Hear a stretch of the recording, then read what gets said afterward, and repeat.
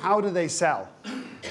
So this is a very complex channel structure in the crop protection space. And so these are the companies. So I used to work for that one.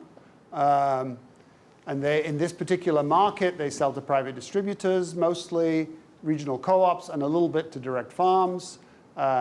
These guys, then there's a retail network as well, and then they sell to farmers, and the farmers have a segmentation. That's pretty complicated. Really helpful to write this down so you understand that even though in the SAP system, Joe's farming supply here, Joe's farmers here, and Mike's farming supply here may both be customers, but they actually have a different type of relationship with them. And they're going to want to do different segmentation. And you might want to try and understand that before you go build in their data model. Did you have a comment? So one comment here is just the criticality of how important this is. A lot of you that have been with us for a while know how important this is, but a lot of what we do relies on having a set data structure and having good and clean data.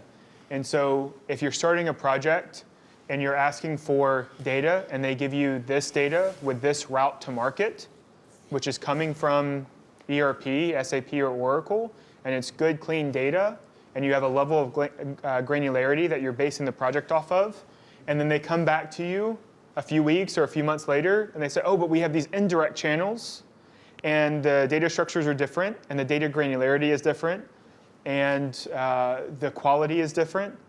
These are things that we need to be exploring and identifying up front so that we understand the full scope of the business, where most of the revenue and most of the sales are coming from, where the large customers are, where the value is, so that when we're getting asked questions about analysis or insights into the data or affecting price changes, we know at what level of granularity do we have data, what are the data structures, and what is the data quality across all the various route to markets. So this is critical for us to get right at the beginning of the project so that we don't have rework when we find out things later on.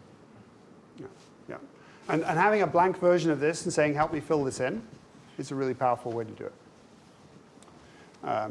And this is really messy because actually pricing, end customer pricing is what you really care about because you're selling some product that has value down to these guys here, but you don't have very good visibility to it.